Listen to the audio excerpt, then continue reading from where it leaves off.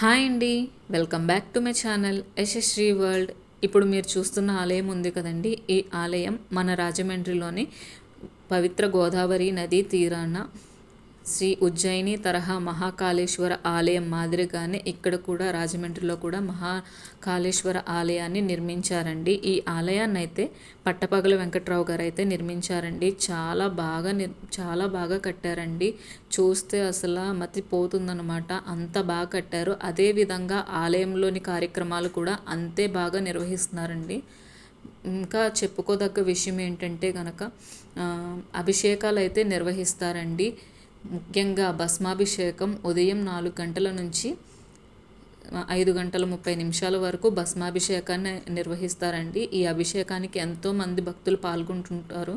మగవారికి అయితే అభిషేకం చేసే అవకాశం కూడా ఉందండి. ఆడవాళ్ళకైతే చూసేంత వరకే. ఉజ్జయినిలో కనుక ఆడవాళ్ళని అయితే అలో చేయరండి అభిషేకానికి, మగవారికి మాత్రమే.